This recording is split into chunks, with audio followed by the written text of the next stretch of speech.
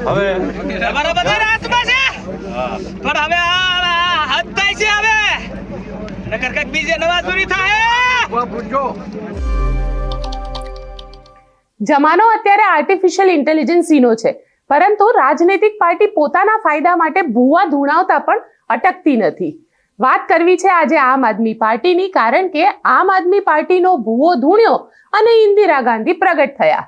શું છે આખો મામલો જાણીશું આ રિપોર્ટમાં। નમસ્કાર, હું છું ગોપી ગાંગર અને આપ જોઈ રહ્યા છો નિર્ભય ન્યૂઝ। ગુજરાતની અંદર આમ તો બે જ પાર્ટી ચાલે છે, પરંતુ જ્યારથી આમ આદમી પાર્ટી આવી છે ત્યારથી કોંગ્રેસ કહે છે કે આમ આદમી પાર્ટી એ ભારતીય જનતા પાર્ટીની બી ટીમ છે અને ભારતીય જનતા પાર્ટી કહે છે કે આમ આદમી પાર્ટી એ કોંગ્રેસની બી ટીમ છે। કોણ કોની બી ટીમ છે એ તો અમને ખબર નથી, પરંતુ હા એટલું ચોક્કસ છે કે આમ આદમી પાર્ટીના ભૂવા ધૂણે અને ઇન્દિરા ગાંધી પ્રગટ થાય છે। પહેલા તો આ વિડીયો જોવો, 21 સેકન્ડનો આ વિડીયો છે અને આ વિડીયોની અંદર ગઈકાલનો જ આ વિડીયો છે જે જામ ખંભાળિયાની અંદર એક ડેમ બનાવવાનો છે। સરકારને સતત વિનંતી કરવામાં આવી રહી છે, આવેદન આપવામાં આવી રહ્યું છે કે અહીંયા આગળ ડેમ બનાવવામાં આવે, પરંતુ આમ આદમી પાર્ટીના ઈસુદાન ગઢવી જે જામ ખંભાળિયાથી આવે છે ત્યાં આગળ તેમને એક સભા કરી નાખી અને આમ આદમી પાર્ટી ઈસુદાન ગઢવીએ યજ્ઞ કરાવ્યો। એ યજ્ઞ પણ ઈસુદાન ગઢવીના પોતાના જામ ખંભાળિયામાં કરવામાં આવ્યો।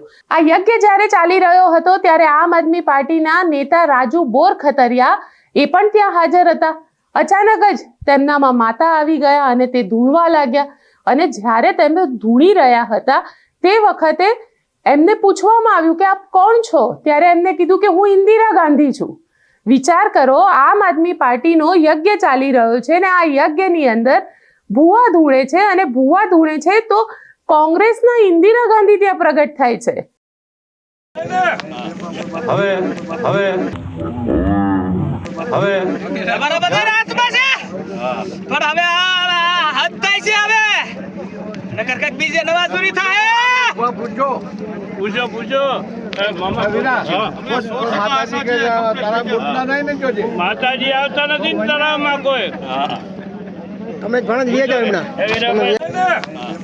હવે હવે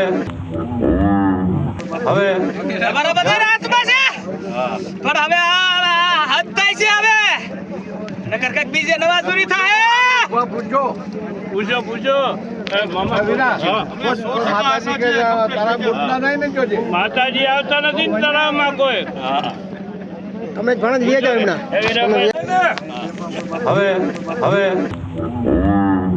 હવે અમારો બધા હાથમાં છે પણ હવે આ હાથ થાય છે હવે નકર કઈક બીજે નવા ચોરી થાય પૂછજો।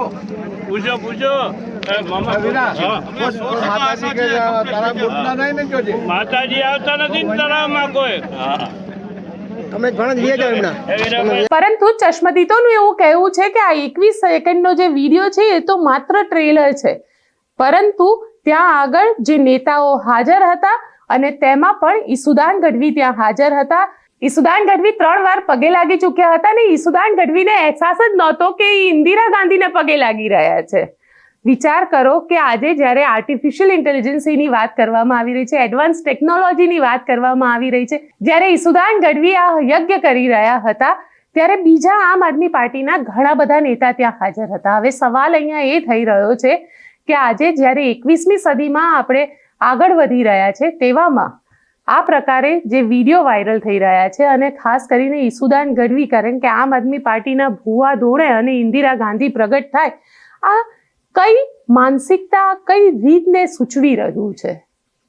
આપ શું માનો છો? મને કોમેન્ટ બોક્સમાં ચોક્કસથી લખીને જણાવજો અને અમારી ચેનલ નિર્ભય ન્યૂઝને લાઇક, શેર અને સબસ્ક્રાઇબ કરવાનું ભૂલશો નહીં।